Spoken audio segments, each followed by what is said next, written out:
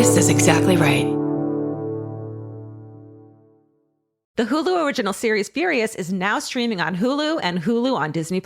Starring Emmy Rossum as Alice Black, Furious follows a rookie FBI agent on the hunt for Catherine, played by Lola Pettigrew, a mysterious and calculating female serial killer. While Alice upholds justice, Catherine kills for it, terrorizing the rich and powerful men of New York in her pursuit of vengeance. With secrets that change everything, Alice discovers there's a thin line between hunter and prey. Watch the Hulu original series Furious. Now streaming on Hulu and Hulu on Disney Plus for bundle subscribers. Terms apply. Goodbye. I'm Nancy Glass, host of the Burden of Guilt Season 3 podcast. This is a story about a horrendous situation that destroyed 2 families. It's a scorched earth war that shows just how far someone will go to get what they want. Cindy said I had to choose between the truth and my family, and I had to choose the truth. Listen to Season 3 of Burden of Guilt on the iHeartRadio app, Apple Podcasts, or wherever you get your podcasts. In the middle of the night, Saskia awoke in a haze.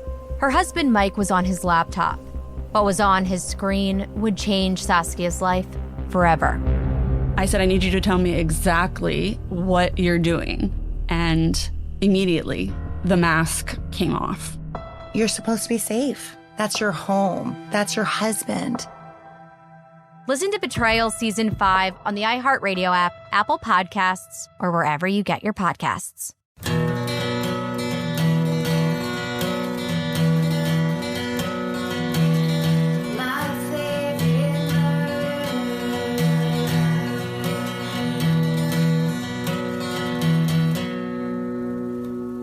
Hello. And welcome. To My Favorite Murder. That's Georgia Hardstark. That's Karen Kilgariff. And this is a very special episode. It's a crossover episode with a podcast that we talked about a while ago that you guys know, we all love. We're so thrilled. Our guests today are 2 investigative journalists who broke one of the biggest true crime stories of our time, arguably of our time. Through their fearless reporting, they took on the Old Boys Club in South Carolina and exposed years of legal fraud, exploitation, and shocking multiple murders. Please welcome to the show, Mandy Matney and Liz Farrell. Hi, you guys. Hi. Hi, guys. Hello. This is so awesome. Yeah, this really is. I'm very impressed by how you guys just did that. I was reading off a piece of paper. I didn't memorize that. We're very used to scripted, so this is different. Yeah. So. Oh, yeah. This is off the cuff. And first of all, we have to ask if everyone warmed up their vocal fry. Hilarious. Extra vocal fry today. Yeah. Oh, yeah. Celebrate it. Yeah. Absolutely. People are horrible. That's what we realized. So You just don't want public feedback kind of ever, but it made me laugh so hard. Whatever, it was very early on when I was listening, and that was a thing you started talking about where I was just like, I guess this is just what every female podcaster is going to have to field if they have any kind of an audience, because this is the criticism that people love to throw as if it fucking matters, as if you're supposed to have talk like Walter Cronkite. I'm not sure what they're looking for. Yeah, first of all, I had never heard of vocal fry. Had you guys, when you got that feedback? I literally was like, what are you? I mean, I was not a broadcast journalist by any means, so I didn't even think about the way that I talked. Obviously everyone doesn't really like the sound of their own voice. So I just always thought my voice was annoying, and so does everybody else. Whatever. But no. I was shocked. I remember after launching, it was 3 hours in, I started to get a flood of emails, and the podcast it didn't really get big for a while, but still a lot of people that had found it. And the thought process of them stopping what they were doing and emailing me about how I need to fix my voice. And I remember talking to Liz about it. I remember talking to David and being like, do I address this? What do I do? This is absurd. And I'm really trying to get people to focus on the fact that there's really bad people in this story. Right. There's a real point to this podcast. It isn't like it's a comedy podcast or you're bantering. You're talking. You're just speaking about true crime. Yeah. And they're focusing on your voice. Yeah. Right. If a woman does anything slightly wrong, compared to men doing things that are just, even though the voice isn't even wrong. No. It's just how I sound. It's crazy. And the other thing, I was just like, oh, I'll just address it. Who cares?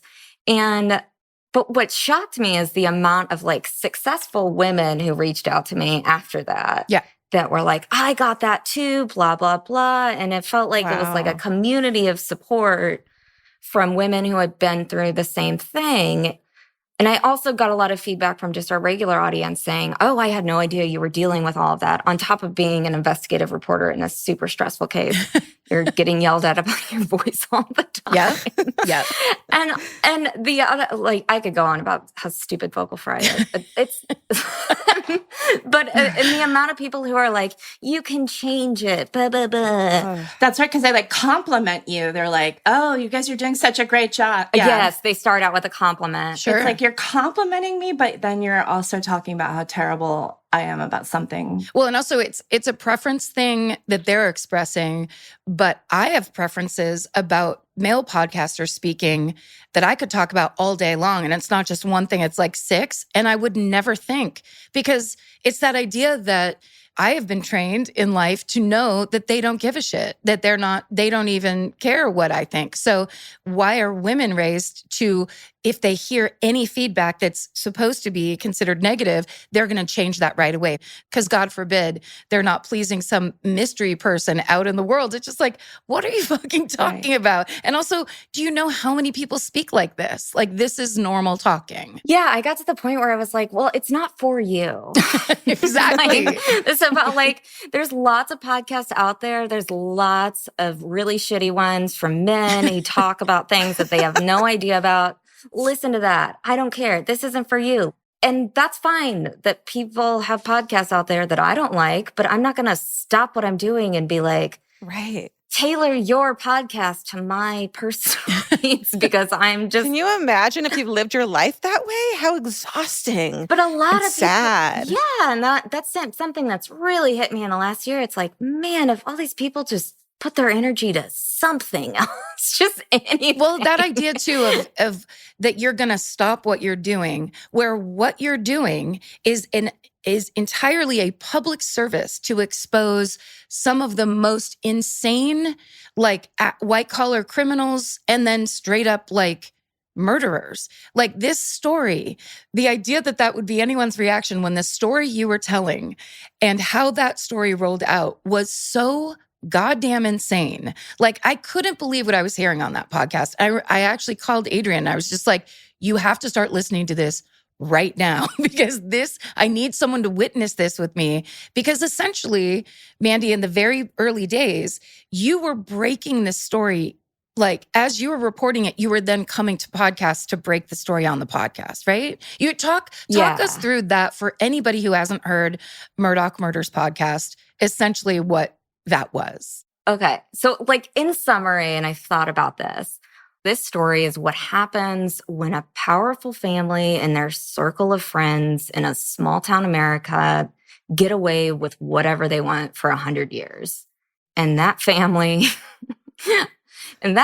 produces Alex Murdaugh. And we're going to call him Alex today because it's known as Alec Murdaugh, and it's confusing. It's a South Carolina accent. We'll just call him Alex and make it simple. Okay. It's a South Carolina accent. Yeah, in South Carolina, a lot of times, sometimes they call Alex as Alec. Am I saying it right, Liz? Yeah, it's Alec. And we had to do it because we're just, to have any sort of street cred with the people we were talking to. And it's actually several pronunciations. It's like, if you are actually in Hampton, you're saying Murdaugh. Like it's just, it like spits out of your mouth, like Murdaugh. Mm. Yeah. And even at his own firm, it seems like they were spelling it with the C. Like they didn't even know that Alex is not pronounced that way. So I don't know. It's hard because it's just like you want to sound like that you know what you're talking about, but then it's just so exhausting to say it every time. And what's weirder is during court, he would sometimes pronounce his own name the right way. So it's like he is aware that his name is not the way most people say it. Yeah, in court, well, we realized that in court, they do the way that it's spelled so the court reporters get it right. And then so in court, people are like, are you sure you're pronouncing this right? And it's like, God, this is... You could do a whole side podcast about this. I really could. And I get shit for it all the time. Like, why are you pronouncing it? And like, I kind of regret it. Okay, so this family ultimately produced Alec Murdaugh, who is now tied to 5 deaths since 2015. And again, not accused of murder in all 5 of those deaths, but tied to them in different ways. In the last year, Liz and I were counting today, and he's at 90 charges. Oh my God. I believe, between something like that. Between the murder of his wife and son, the biggest one, his suicide for hire incident, which was just the craziest. That was the part of the story that just like sent everything off the rails. So it's like a fake suicide, but then we believe that the fake suicide story is also fake. Really? Yeah. It's double fake. I really don't think it was suicide or any sort of, it was just, to us, it always looked like he wanted it to look like his family was being targeted. Right. Got it. So this whole thing, like the world found out about the Murdaugh family last June, for the most part. It was making international headlines right after Maggie and Paul Murdaugh were found murdered at their hunting lodge called Moselle in a very small town in the low country of South Carolina, which is just an area, the coastal area of South Carolina. And when that happened, like Liz and I were like, our whole world's changed, right? Like, because we were sitting on this pile of research for the past and reporting for the past 2 years at that point. Because when we were at the Island Packet, 2 newspaper reporters, I guess we were editors at the time, we both started covering the death of Mallory Beach in the boat crash.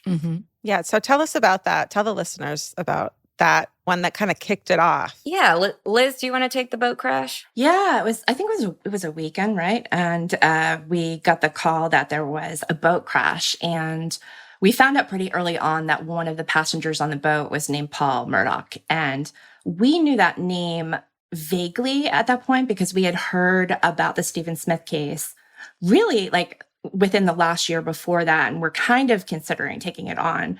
But yeah, it's this girl. So Paul and his friends, there were 5 people that he had taken on a boat. They went to an oyster roast down the road, as you say, I guess, on the river. And they ended up crashing really early in the morning. And a 19-year-old girl from Hampton County named Mallory Beach went missing. She was missing for a week in the water, which was horrible. And they found her body. And it basically, from there, I mean, from the minute it hit go, we knew that we had to look out for corruption because we knew the thing that people said about the Murdaughs was that anything they get into, as Connor Cook later said, that who was one of the passengers on the boat, they can get out of. So we were just looking for like, were law enforcement, were they doing what they were supposed to? Like what was going on behind the scenes? And it was 2 months before we saw charges.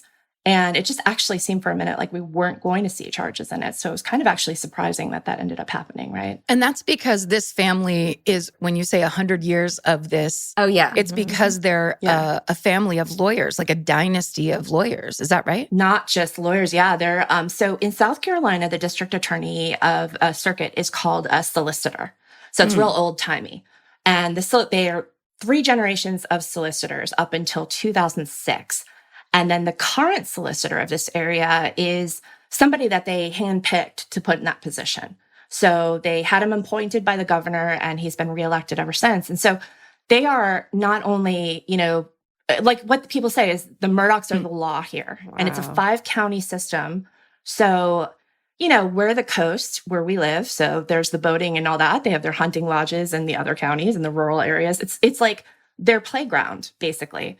So everyone knows them in law enforcement pretty much. And yeah, that's it. That they have a reputation of getting their way. Yeah. One way or another. And they had the law firm too. So they were able to, it's crazy, but like 2 sides of the law, they were able in this very small town They had this very powerful civil law firm known for huge payouts. But this isn't like one of those fancy law firms. Like, it's not like something with like Glenn Close. Like it's wait, make no mistake. Well, I want to ask you this: like, you guys mentioned Stephen Smith and having kind of a little tingle of something's not going to be not right, and we should look out for this Murdaugh, name.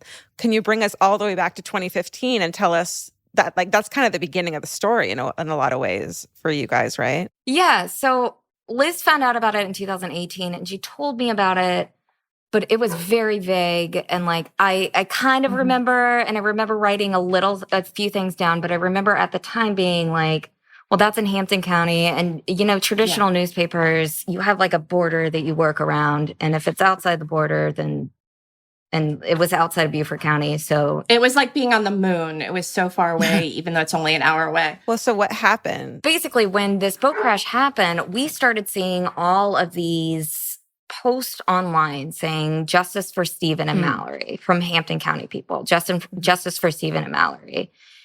And we were like, what's going on? Like, and Liz started putting it together, and I started just messaging anybody that I could from Hampton County, just like, what's going on here? What happened to Stephen? And within a week or two, we found Sandy Smith, Stephen's mom, and went to go see her in Hampton.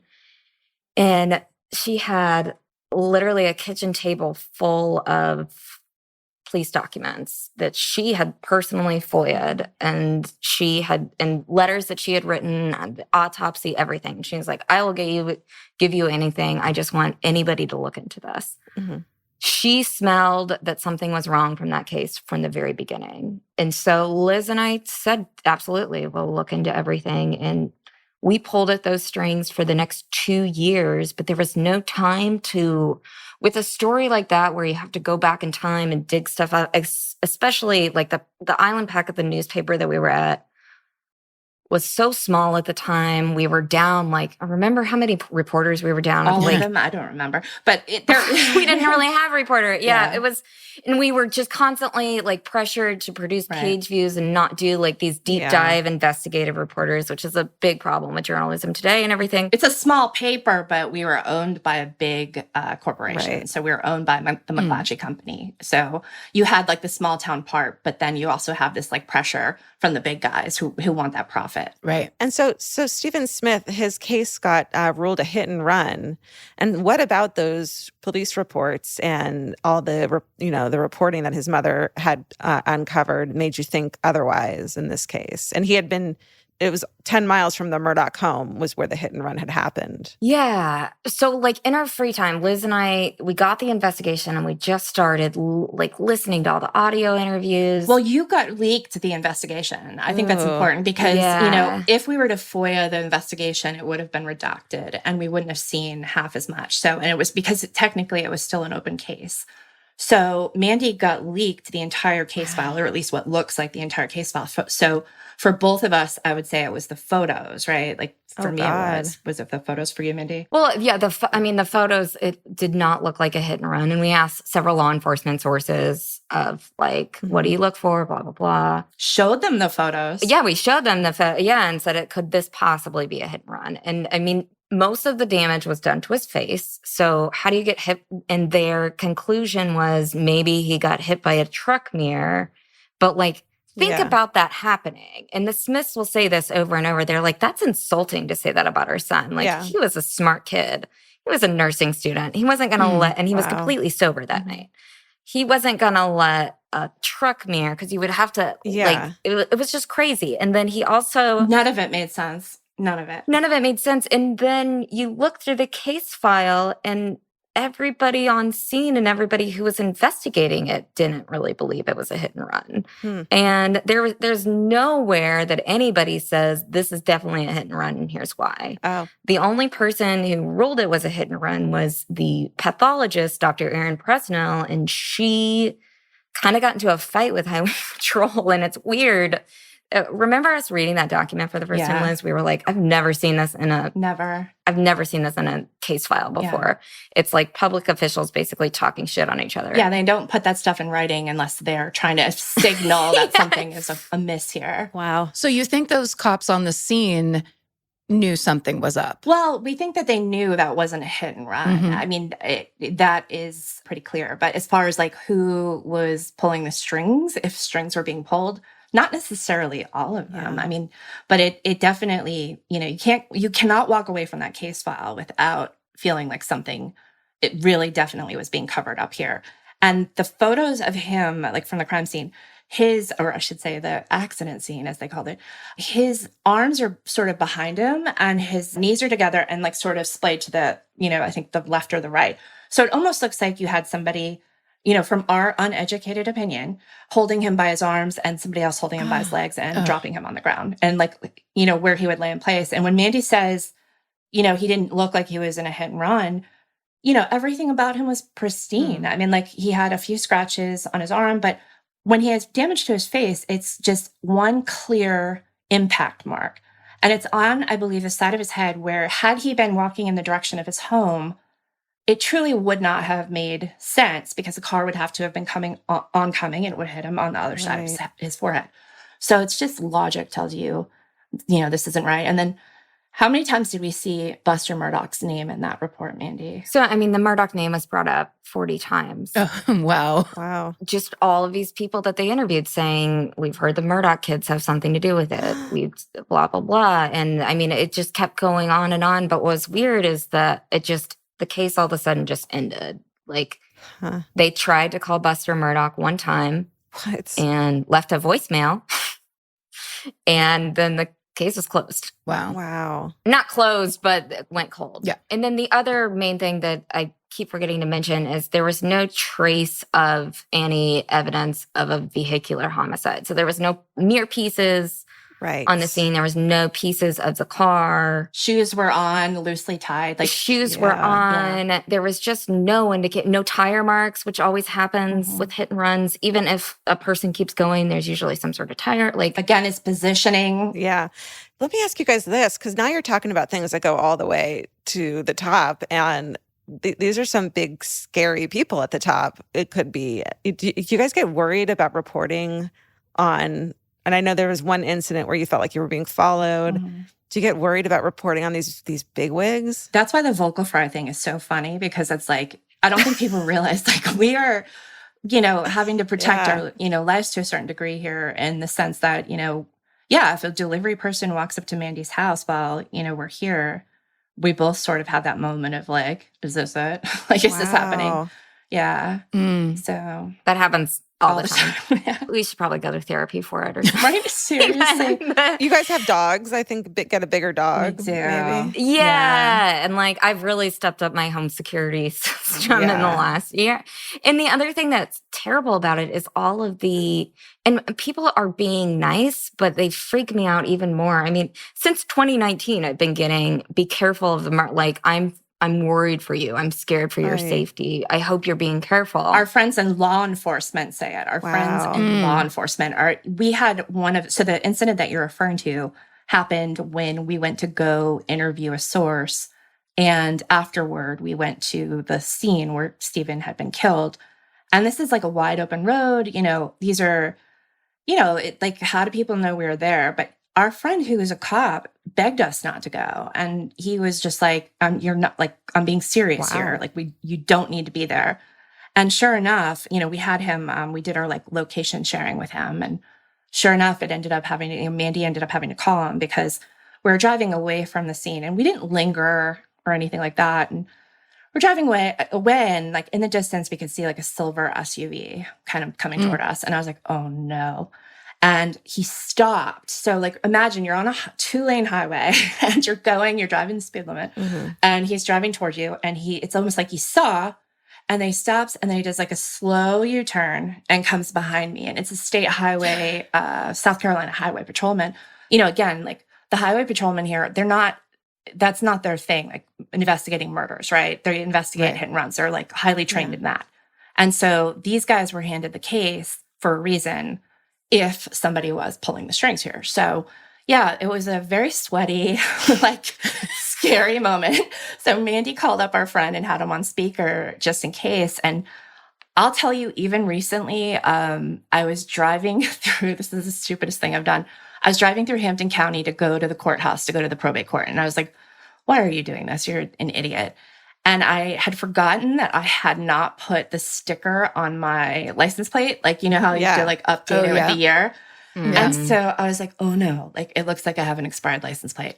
So luckily, I used to work for the Beaufort County Sheriff's Office for about a year and a half before joining Mandy. And the sheriff happened to call me.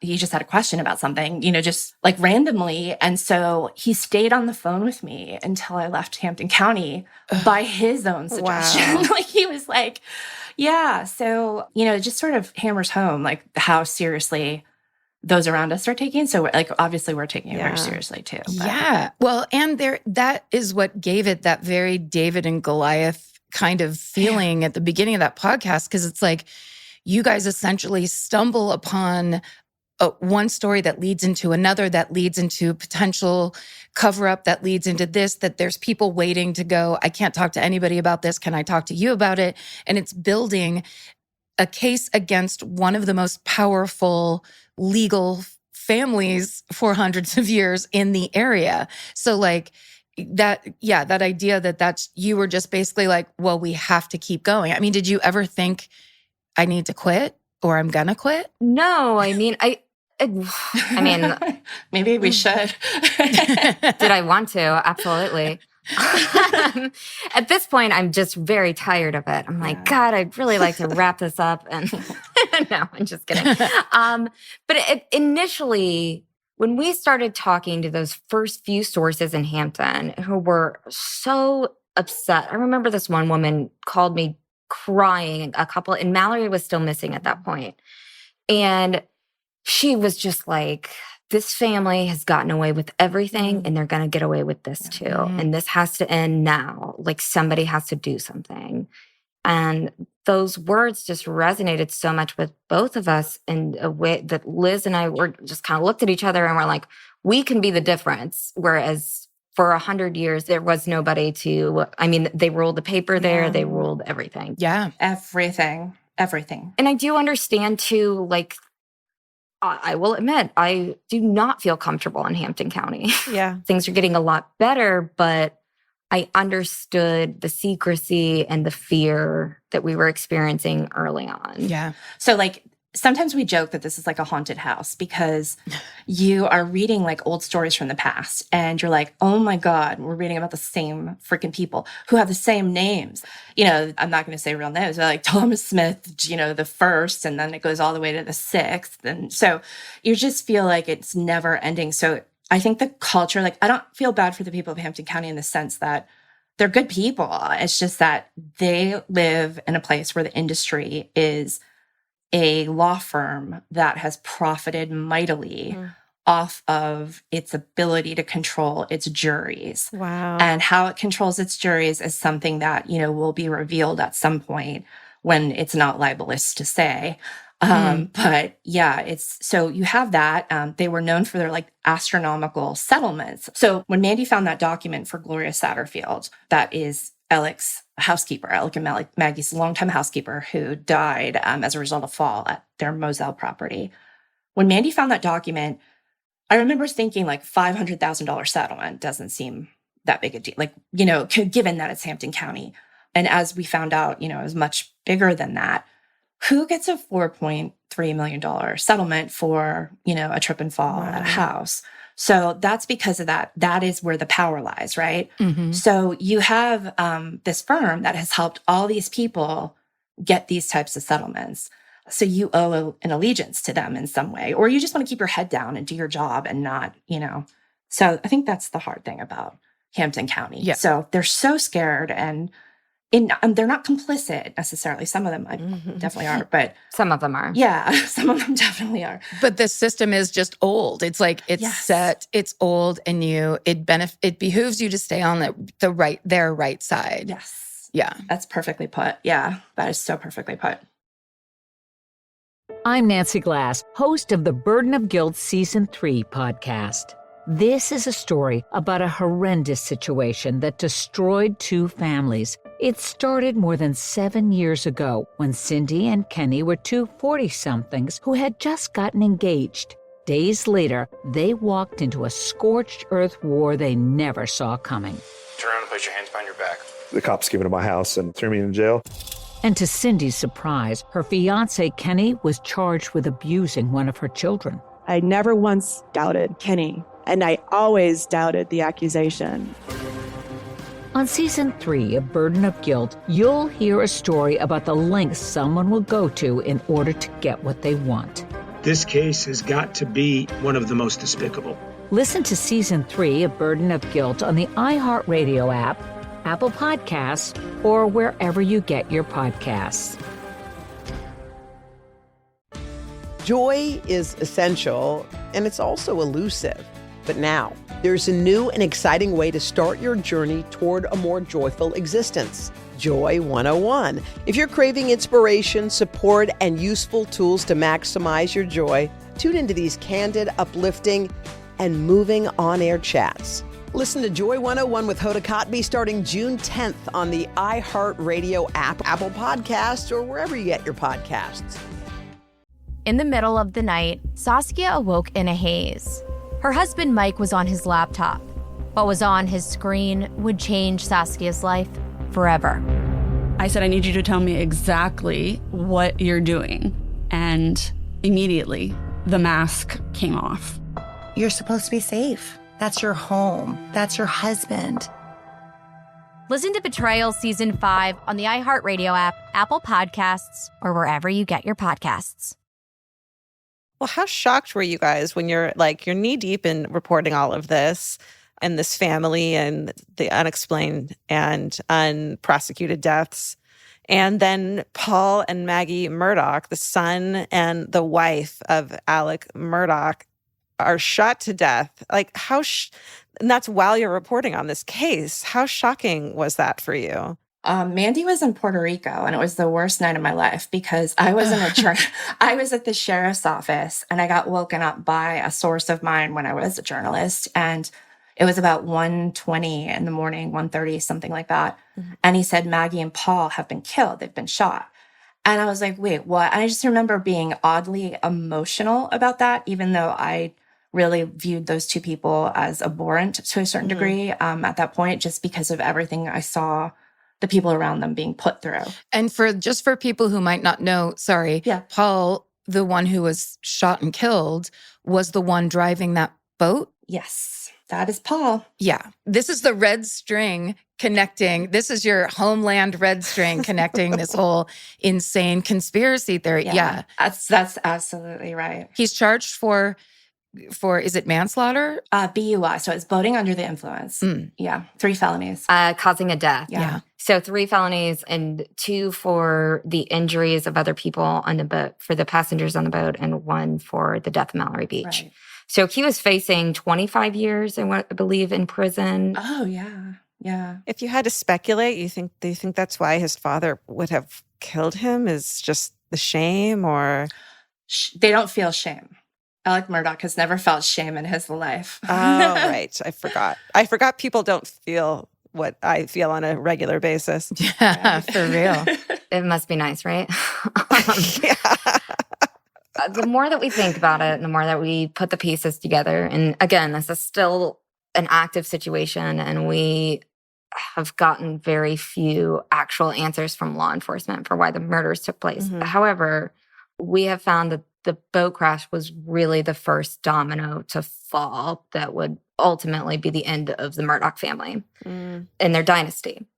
Because it put the spotlight on the Murdaughs in a way that they had not had before. Right. They were powerful, but they weren't in the spotlight. You know, they threw a lot of money to a lot of different political campaigns.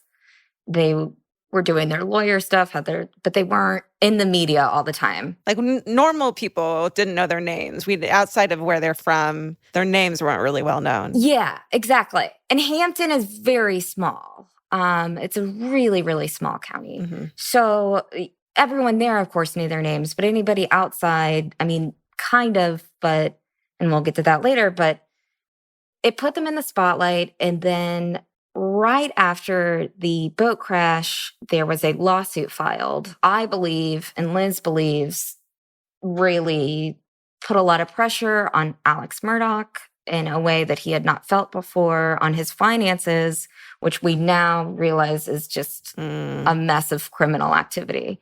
I can't even. How could we even have predicted that? Right. Yeah, I had no idea that it was this bad. It turns out he wasn't really a lawyer. Or for a lot of the time, he was stealing from people, which is terrible in the most vulnerable people in the most vulnerable situations. And that's something that we've really wanted to highlight in our podcast is like, look, these are financial crimes, but he was hurting these people, and he really damaged them in a way that it's hard to explain until you have the victims themselves explain it. And they were very ruthless crimes just because they're white collar or whatever. They're still victims. Yeah. Yeah, absolutely. I mean, those people where it's like you're turning to a law firm to fight for your rights because, the one I'm thinking of is the person who was paralyzed, and for a car accident, they get a settlement, and then they keep, Hakeem. Yeah. And then they keep 80%, just a gigantic amount. He kept a portion of it. It's so confusing. He was made a quadriplegic by that accident, and he was also already deaf. And his family, obviously, before the settlement came through, couldn't afford to keep him close to the home because there's just not that kind of care. So he was I think it was like an hour and 45 minutes away, and sort of just vulnerable to the whole situation. So his settlement came through. The timing of it's so weird. And there's questions about whether he died before the settlement. So whether Alec misrepresented that he was alive, in order to get that settlement, because had he died, it would have lessened the settlement altogether. So I don't know if he stole most of it. It was just more that he stole a good bit of it.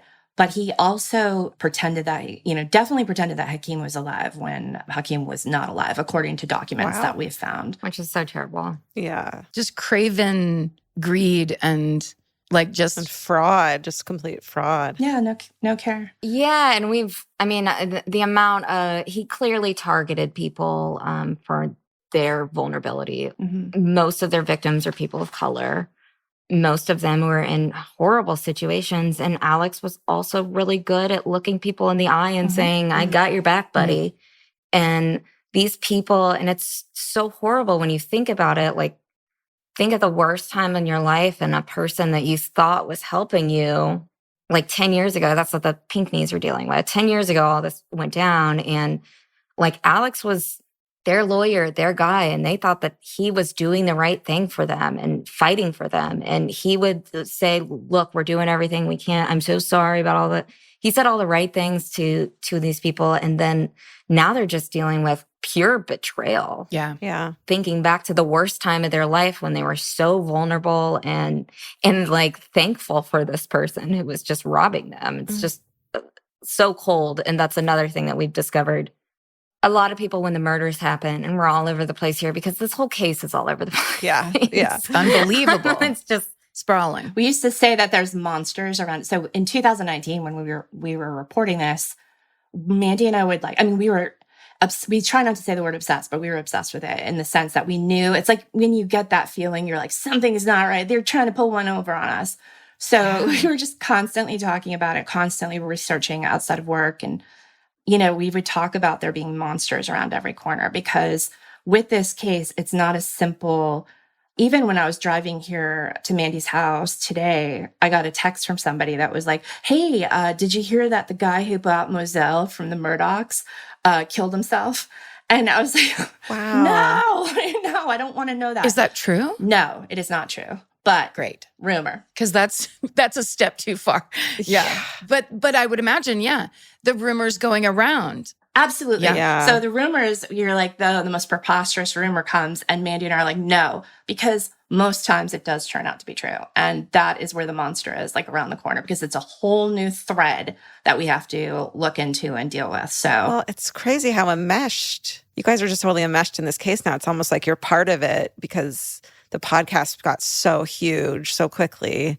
and people are turning to you to hear about this story and to hear the truth about everything that's going on. So that's a big responsibility. And then, you get these text messages of rumors, and you're the ones who have to sort through because you're part of it now. Yeah. Mandy, so I fully believe that Mandy's reporting over the summer of 2021, had she not done that work for the organization she was working for, I don't think we would be where we are in terms of the investigations, because she was holding them accountable singularly in some ways and forcing the issue. So she was forcing them not to be able to look away. And I think that that's what was so brave, especially given like what we knew behind the scenes, because we can only report what we can verify. So there's, there's only a little bit comparatively to what we know.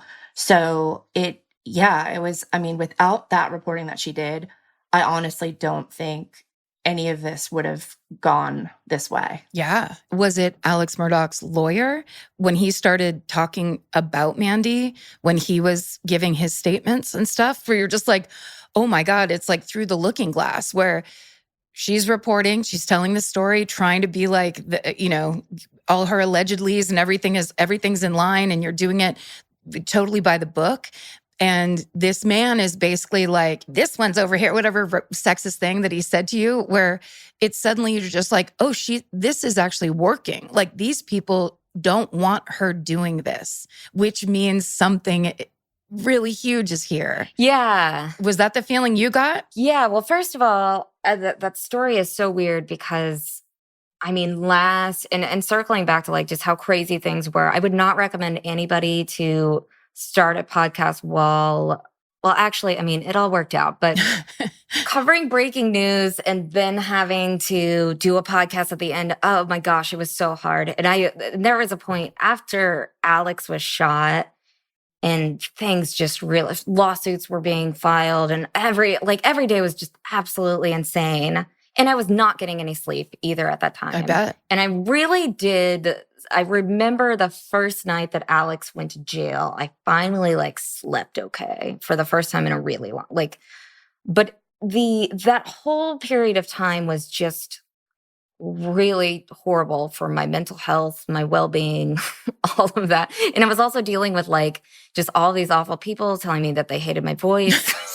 Stupid. I'm not, it was so stupid, but it was just a really I look back on that time in my life that it should have been exciting. It was just very dark. And my fiance and I drove to the courthouse in Hampton that day to cover that bond hearing. And that was for Alex's suicide or shooting incident thing. And there was just a sea of reporters outside, and it just looked like a circus. And my stomach just dropped, and I could not, just that feeling. And they say, listen to your body, listen to your instinct. I was like, I can't go in. I just need to go home. And I remember texting Liz that day, and she was like, you're not even sounding like yourself. Are you okay? I was just not okay at that point.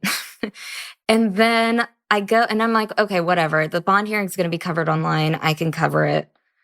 It doesn't really matter if I'm there at the end of the day.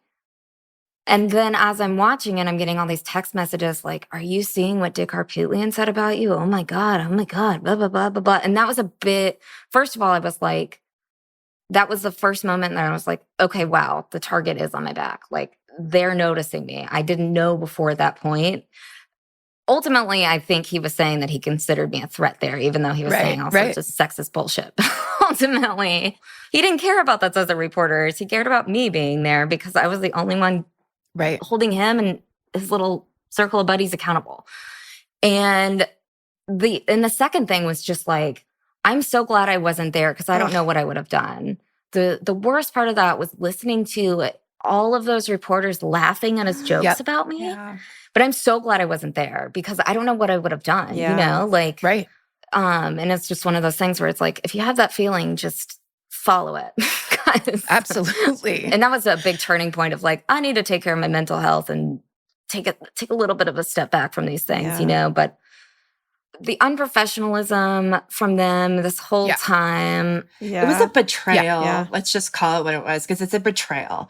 You were making their jobs easier. There was an onslaught of national media here all of them wanted to pick Mandy's brain. All of them just wanted a casual little coffee. Let me pick your brain. What they wanted was her notes and her sources and her. So she's like fending those off at the time. But for local media in particular to have laughed, it sounds so minor probably to people not in it, but it was so indicative of the problem because it's like, you guys are the ones that were supposed to be covering this. Where were you? Like there are men in the room. These old white men in the room that you're like, you are chumming it up with just so that you can get a scoop from this guy later. And it just showed you like, you guys were the guys in charge for a long time. And now you have a girl who's come on the scene. And she's saying the things that you guys whitewash. And at that point, I mean, we can't forget that like the week before, it was just pure, utter chaos after the moment he got shot. Because the lawyers were pushing out this narrative to all the media that laughed at me with Dick Harpootlian that somebody's after Alex Murdaugh and they're gonna have a suspect for us soon. The guy, they had this whole narrative that there was a guy in a truck that was following him and that he stopped to change his tire and that's how he got shot. And a PR company, by the way. Let's not forget that there's... And a PR company was behind. Yeah. And like, and I was the only one to be like, this is bullshit. And everyone in Hampton County, everyone was like, first of all, that guy never changes his own tires. Totally. So let's start there. Yeah. The road that they were on, he was saying it was on his way to Charleston and it wasn't on the way to Charleston. Like the story was so bad. And it was just a pure example of how the media was not just doing their jobs and they just wanted to have their little quotes and make their little stories and their big headlines and get lots of clicks because this story was a click mine. Yeah. It never mattered either. So the Murdaughs like are so used to just being able to say what happened. I can just say that, the sky is green and people are like, I see it too. Right. And we don't have to look into it more. So for him to say all those things and no one to fact check him, they were not used to being fact checked by law enforcement or clearly the media. I'm Nancy Glass, host of the Burden of Guilt Season 3 podcast. This is a story about a horrendous situation that destroyed two families. It started more than 7 years ago when Cindy and Kenny were two 40-somethings who had just gotten engaged. Days later, they walked into a scorched earth war they never saw coming. Turn around and place your hands behind your back. The cops came into my house and threw me in jail. And to Cindy's surprise, her fiancé, Kenny, was charged with abusing one of her children. I never once doubted Kenny, and I always doubted the accusation. On Season 3 of Burden of Guilt, you'll hear a story about the lengths someone will go to in order to get what they want. This case has got to be one of the most despicable. Listen to Season 3 of Burden of Guilt on the iHeartRadio app, Apple Podcasts, or wherever you get your podcasts. This is Chelsea Handler from Dear Chelsea. Every week, the news gets worse, the world gets crazier, and Yamanika is here to tell whoever's responsible, you're the problem. Do you know I just found out who Sydney Sweeney was?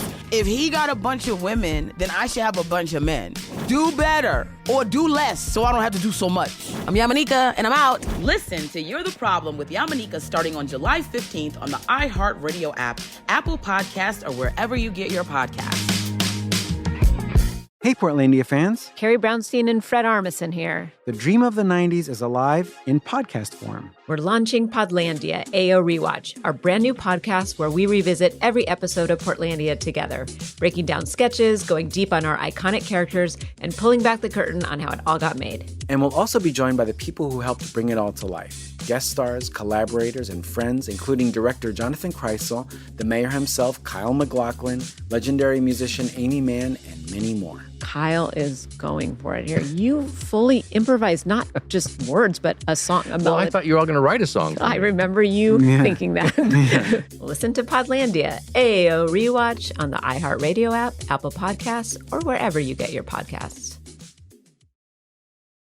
I just remember seeing in it, and correct me if I'm wrong, but I believe it was an article in The Guardian. Was it The Guardian? Yep. Where when it went, this is starts as local news, and slowly you're watching it spread into a national news story of this happened. Now his wife and son are dead. Now someone, quote unquote, tried to kill him or shoot him, which, is what you guys are talking about. That's bullshit. And then basically, this is how I found out about it, was this article in The Guardian that was basically like, here's what's going on, and here's the one person actually chasing down what's happening. I felt like that was that article really was about how alone you were and how you basically were holding up this journalistic ethic to go, we need to figure out what this is, because this has gone on, like, enough people have died. Enough people have been ripped off. Like, this has to change. And suddenly you're getting global. I mean, I wouldn't say you're getting the coverage, but like the story is being told accurately to how you're seeing it, as opposed to the good old boy journalists that are laughing along with Dick Harpootlian. I mean, did that feel good? Because I was thrilled. When I read that, I was like, retweet, everybody has to read this. Oh my God, what is happening? Yeah, Drew Lawrence is one of my favorite reporters, and he's actually a friend of mine now. And he was the one who wrote that story, and it was just so validating when it came out, because it was just like thank you. And he approached his conversations with me totally different than like, look, I don't want to. I'm not competing with you in any way. I'm not trying to retell the story that you've obviously covered for years now. But I want to tell it about how it's been for you and the journey for you and what's going on with journalism. And I was like, oh yeah, let's do that. And I also feel like I was very misunderstood in those months last fall from people thinking that like I didn't want other media covering the story. I don't care about it. Like, they can cover it. Please come investigate this stuff. It's very hard. Just do it accurately. Yeah. Like, just tell the actual story. Tell the actual story. If you didn't uncover it, give credit to the reporter who did uncover it. Like, it's not that hard.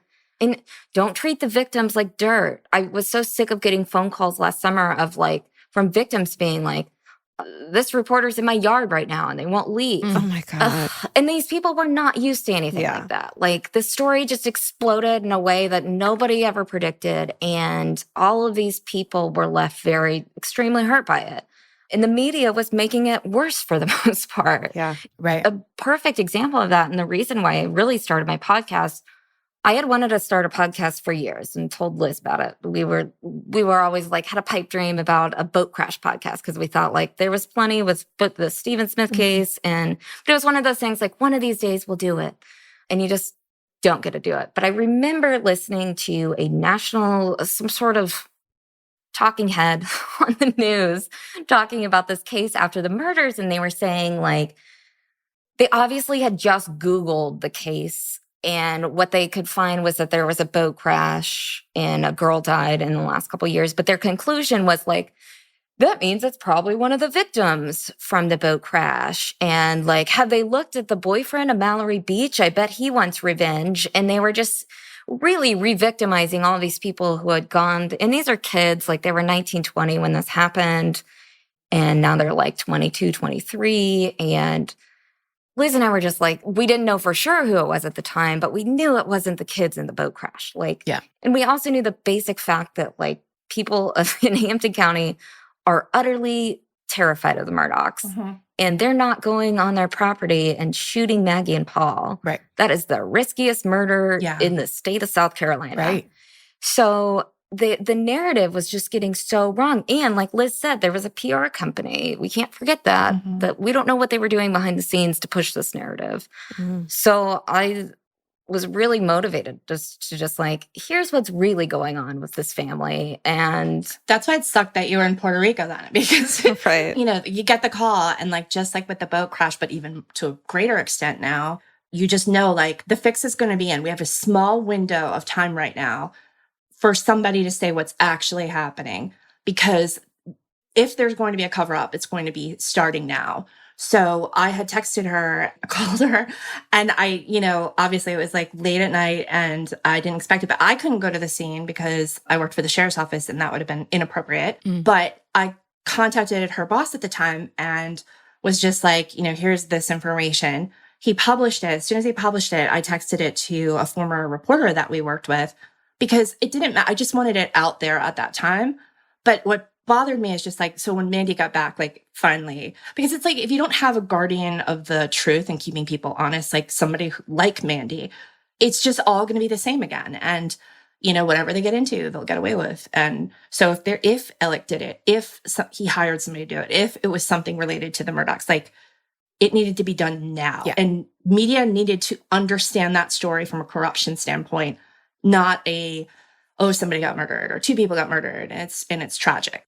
Not to basically make Alec the victim, which arguably, and from my very ignorant point of view, might have been the reason those murders happened in the first place, since everything else was avalanching down and everything was kind of getting exposed.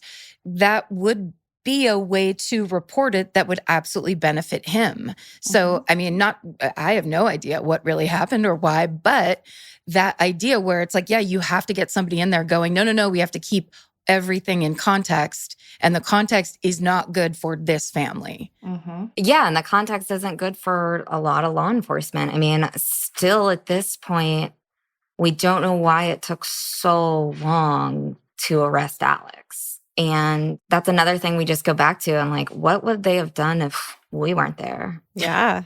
But the point of that story and that podcast when we put it out was that, look, we're not really sure if law enforcement is going to do anything with this case. We think that they are, and we do have good sources that are saying we're doing everything that we can, trust me, blah, blah, blah. But there was evidence that we knew they could have arrested him with a long time ago, and we're just not sure. There's just so many accusations of corruption that we had to put everything out there to keep the pressure on. Yeah. And it worked. Yeah. I mean, like it really worked. You guys did an unbelievable job, and you did it in the way, it's like, not that I know the difference, but like old school journalism where you're just like, we're going to do the thing. We're just exposing this to the light, to the truth, to the public. So it's like, you're just reporting what happened. You're not saying anything. You're not doing clickbait stuff. You're basically like, this has to go on record, and it has to go on record the official way to say, here's the real story. Don't let anyone tell you differently. Like, we're on the ground, all the fact checking and the stuff, as opposed to, here's an unbelievable story about this weird double murder. What could have happened? Who really knows? Where you're just like, no, really, this is important to say. What did happen? We need to find out. Someone needs to look into this. That's what was so thrilling to me as a listener. This is like 2 women holding up the lantern alone, and in the face of Old Boys Club, like centuries of corruption, the deepest corruption, where the kind that people say there's nothing you can do, give up. Yeah. And you guys didn't. You fought it. It's pretty amazing. Yeah. Yeah, and that was something we were talking about earlier. Liz has always said from the beginning, like, a big thing that really took down this dynasty is just technology and social media. And that's something the good old boys are very bad at and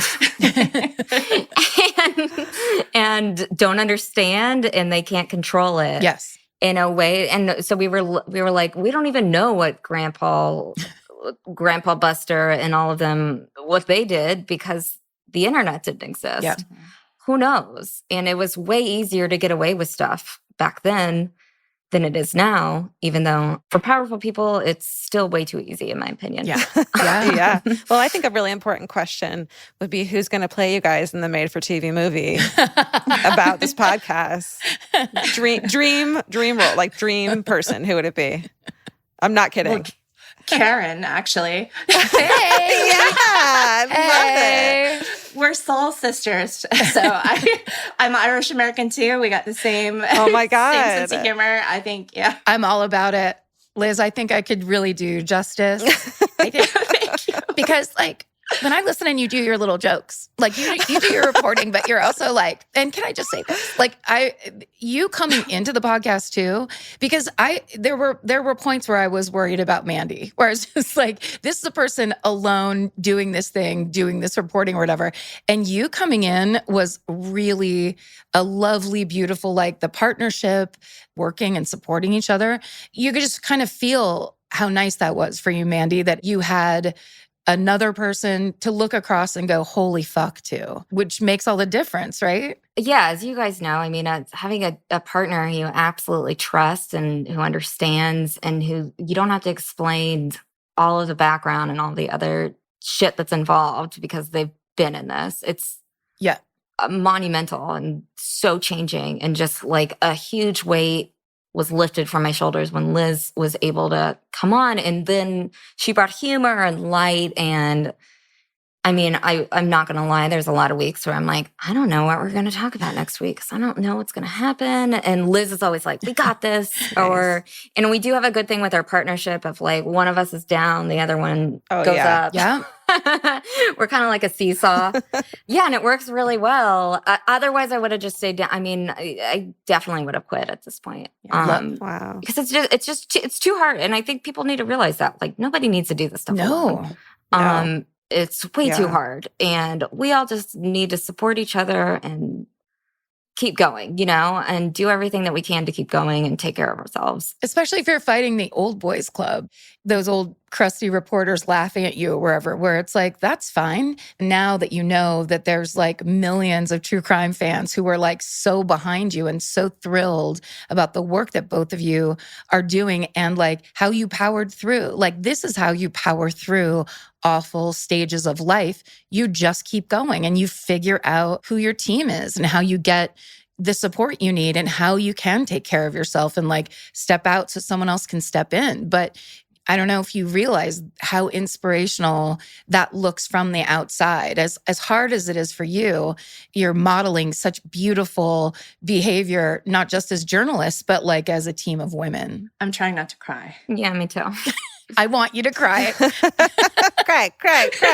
We love it. It's true, though. You get us. Sweet, but thank you. That's so sweet. Which is why it's so annoying that people are like, change your voice. It's like, that's not what it's about. Change your voice is a trick. Change your voice is a distraction so that you stop doing what you are doing. It's bullshit. Like, we gotta be more Gen Z about that shit. Those kids would just be like, what? Fuck off. Like, who cares? Change your voice people don't know what the fuck they're talking about. Yeah. It's so weird that you say that because I'm Gen X and Mandy's obviously a millennial.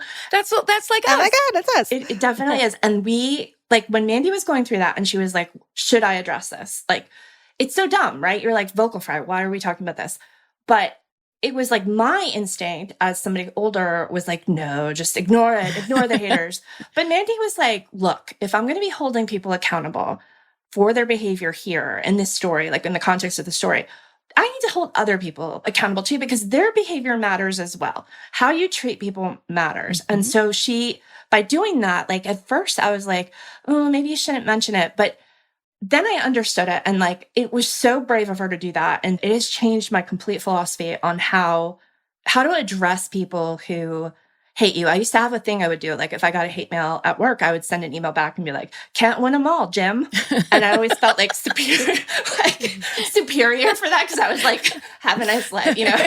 But by Mandy saying honestly and like authentically, you are hurting somebody when you say this. And it's not just like you are needlessly putting something out there that doesn't need to be put out there. And I'm going to call you out on it. And that has been one of the biggest lessons that I think I've learned in all of this, especially as we've dealt with so many very unsavory characters and all of this. It's that lesson right there that I think is so important. Yeah. A lot of people say all the like, just ignore it. And it's like ignoring it.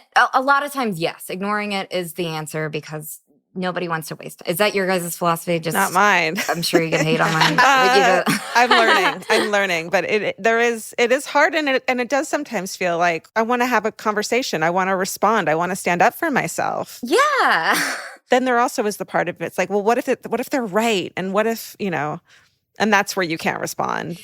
Yeah, and I'm sure no matter how successful you get, you're always going to get that little voice in your head saying, well, what if my voice is annoying? Yeah. Am I? What if my show does suck? It's almost like take it in, do what you want, but it's like you can't really ignore it classically because ignoring it makes it seem like you can have it not be in your head at all. Once you read one horrible thing, it stays there. And that's my thing is, I get that it's impossible to ignore. Just don't let it get you off course. Don't actually let it make you change anything or redirect your plan, which you guys didn't. Like, you got to express the strength of vulnerability by going, yeah, that really sucks. You can stop now.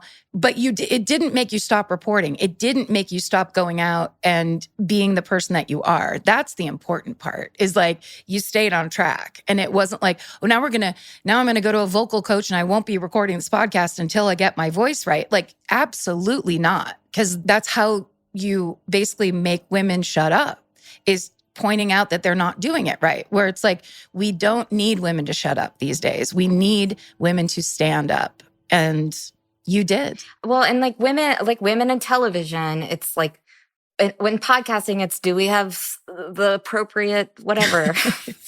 I don't even know what the opposite of a vocal fry is, but feminine, I don't know. I mean, do we sound like a guy? Do we sound like a male reporter, I think is essentially what it is. Or do we sound like a bro? Do we sound like what we're, quote, supposed to sound like? Which is so stupid because podcasting is so new that there is no what it's supposed to sound like. Well, but men can sound like whatever. Yeah. Like they're it's just their voice and their content. But like I have a lot of friends who've been TV reporters over the years, and TV reporters go through so much shit about what they look like. Yeah. And those girls do not get paid nearly enough. Right. I mean, and their bosses also like criticize them for how they look in a way that they do not criticize males. So on TV, they have to worry about so many extra things besides the content. And it's just so much. And again, people give me a lot of shit online for saying, when I say like, this is a sexist thing, let's just call it what it is. Like, I don't have statistics on this, but I know male reporters do not go through absolutely what not. You don't need statistics. Yeah, you just need like living in the world. We all know. Yeah, it's walking outside. Yeah, entirely. Well, what's next for you guys? Anything non-Murdaugh related that you're excited about these days? We are trying. There's like silence. Yeah, you're like, absolutely not. Mandy, you're getting married. Oh, I'm getting married next month. So that's exciting. So this whole time you've been planning a wedding. That's insane. Yeah. I got engaged a week before the double homicide. She was celebrating her engagement when it happened. I was in Puerto Rico and celebrating my birthday and then my engagement and new beginnings. And but we've figured out how to plan a wedding during all of this chaos. Wow, good and for that's you. been fun. But yeah, I mean, we are now trying to focus on, I think what we've realized is that our approach to journalism does work. Where Liz and I both spent a very long time in the newspaper industry just getting trampled by old white men who are making very bad decisions and for a lot of money. For a lot more money than we were making. Of course. And we want to empower other journalists to be doing the same things that we are doing. Like, I'm not convinced. I know that there's not going to be a lot of Murdaugh stories to repeat. I hope not. I don't want to find another monster like this ever again.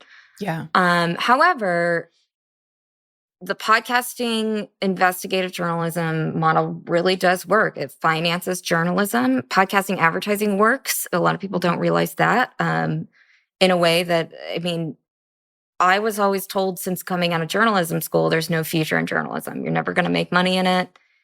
It's just going to suck forever. That's got to sound great and exciting to hear. Enjoy your student loans. Yeah. And my parents were all the time like, are you sure? Why are you doing this? And even like my counselors in journalism school were like, are you sure? What? Like, it's just been a very, very uncertain, terrible industry to be in. And I mean, if we want to talk about wait, because that's what we were taught, that it's an uncertain industry to be in. But what's uncertain, and this is what Mandy and I figured out when we were working at McClatchy, is the profit model for the people at the top. Mm-hmm. So you get sold, the people that are doing the work, of the content creators or whatever we want to call them, we're the ones that are being told, like, I don't know about this, you might be laid off next week. And it's like, why? Because you get a $35,000 a month stipend just for your house rental. On top of your $2 million salary. Remember that one? Yeah. Right. That was a real thing. Yeah. We were having layoffs in our newsroom while we found out that our CEO was making over $2 million a year plus a $35,000 housing stipend a month. And our reporters were making $35,000 a year who were getting laid off. Yeah. But I think people conflate the idea that journalism, there's no future in journalism with, there's no future for that profit model because it's too many people doing too little for too much money.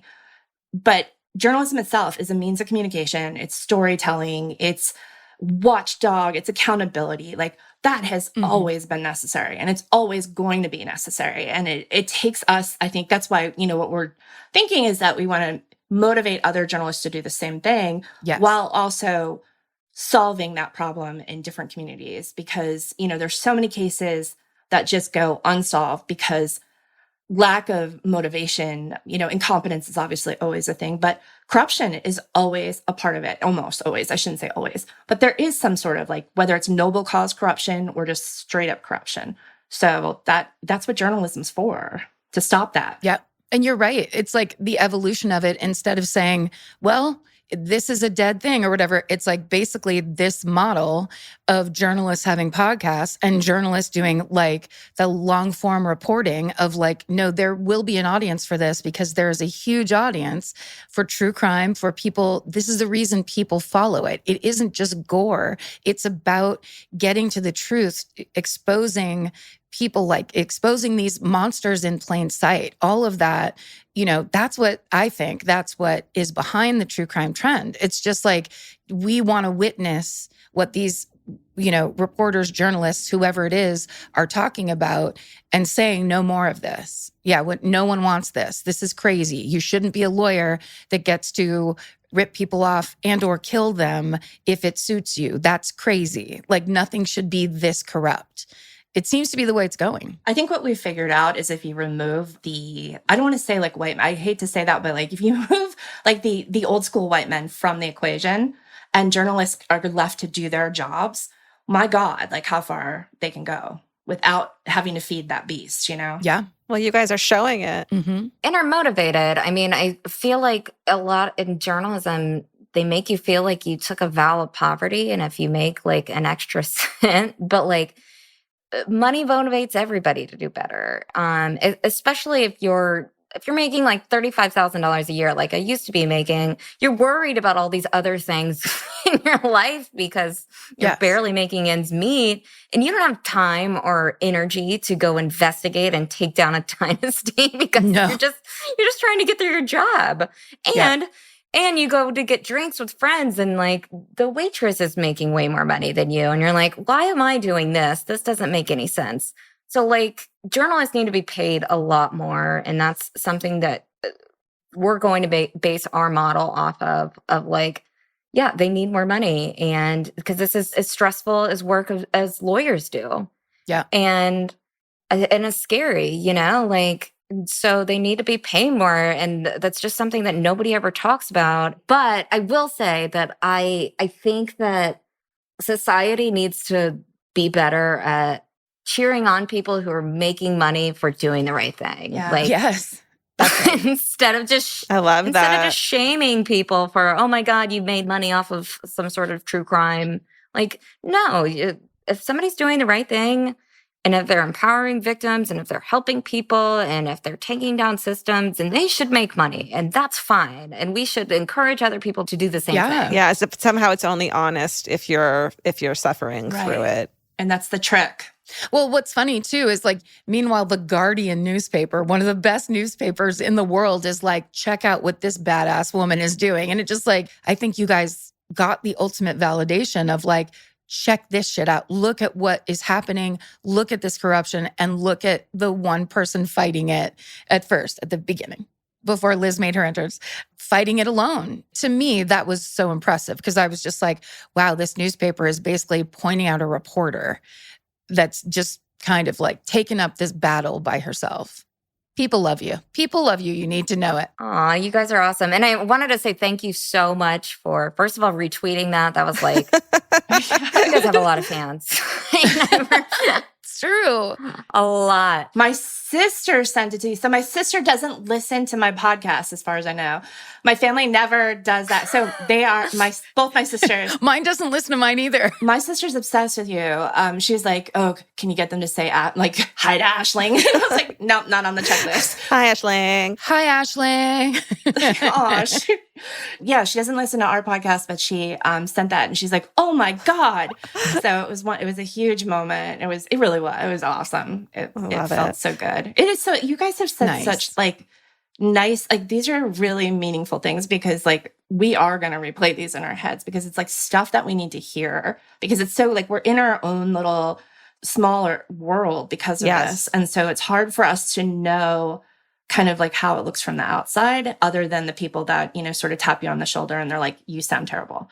But so it's really, thank you. Our pleasure. One great thing that I've learned in all of this is just how, it's going to sound tacky, but empowering the sisterhood is. Yes. And I have just been, the amount of super successful women like you who have retweeted us and helped us so much. And so many people who have reached out and said, ignore the haters. If you need any advice, blah, blah, blah. I mean, that has been life-changing for me. Mm-hmm. And this whole podcast and the story of the success is really a story of women helping each other. I mean, at the very beginning, our only advertiser was they're our friends now, but the Bannon Law Group, who was a female attorney. Awesome. She is the biggest fan of you guys. Yes, she is. Oh, yeah. Wow. Hey. Meredith, she went to your show in Charleston. She is the biggest fan in the universe of you guys. But I just think back to her empowering me at the very beginning and say, no, you need to keep going and we'll keep funding it. I don't care. You need to keep doing this and exposing these people because, I mean, so many women that have just kept this thing going. And I'm just so thankful for it. And it's just been a huge light in all this darkness, Yes. Our fan base has given us everything. We talk about them all the time. It's so many amazing women who are all, when George and I used to go on the road, we'd meet people in real life and just be every person that we're meeting is cool and like us. It's the weirdest thing. There is such a faction of women who have come together under this kind of quote unquote, pastime or interest, but actually what they're discovering is we all need each other and we all are here for each other. And there's just so much, it does feel corny to say empowerment, but it's the best word for it because that's really what it is, where it's just we need to know that connection between each other is actually changing the world. Yeah. It really is. No, it's true. It's corny. I'm sorry, but it's fucking true.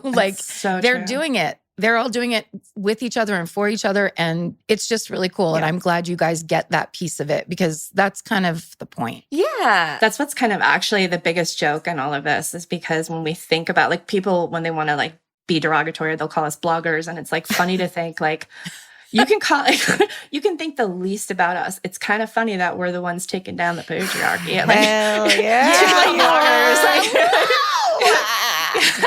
That's right. Amazing. Well, we're honored to have you guys here. Such incredible journalists, professionals. Wow.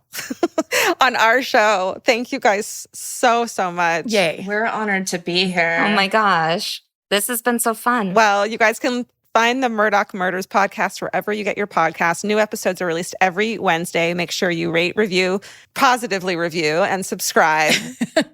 Mandy and Liz, we really, really do appreciate you guys being here with us. Thank you so much. Yeah. You guys have to come to Hilton Head. We will take you shark fishing and it'll be a great day. You're on.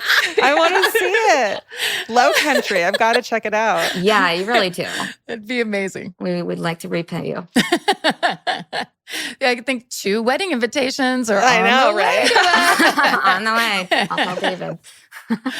Congrats. Thanks again. Bye. Bye. Elvis, do you want a cookie?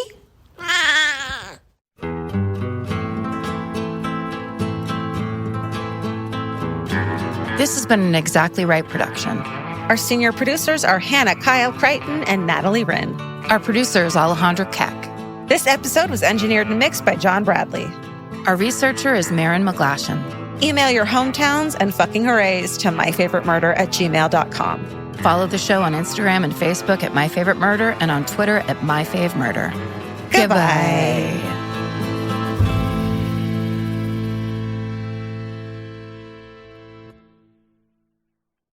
I'm Nancy Glass, host of the Burden of Guilt Season 3 podcast. This is a story about a horrendous situation that destroyed 2 families. It's a scorched earth war that shows just how far someone will go to get what they want. Cindy said I had to choose between the truth and my family, and I had to choose the truth. Listen to Season 3 of Burden of Guilt on the iHeartRadio app, Apple Podcasts, or wherever you get your podcasts. On Boxing Day 2018, Joy Morgan was last seen at her secretive church. 6 weeks later, she's reported missing. I'm Charlie Brinkhurst-Cuff, and after years of investigating Joy's case, I need to know, what really happened to Joy? This is The Missing Sister, the true story of a woman betrayed by those she trusted most. Listen to The Missing Sister on the iHeartRadio app, Apple Podcasts, or wherever you get your podcasts. Joy is essential, and it's also elusive. But now, there's a new and exciting way to start your journey toward a more joyful existence. Joy 101. If you're craving inspiration, support, and useful tools to maximize your joy, tune into these candid, uplifting, and moving on-air chats. Listen to Joy 101 with Hoda Kotb starting June 10th on the iHeartRadio app, Apple Podcasts, or wherever you get your podcasts.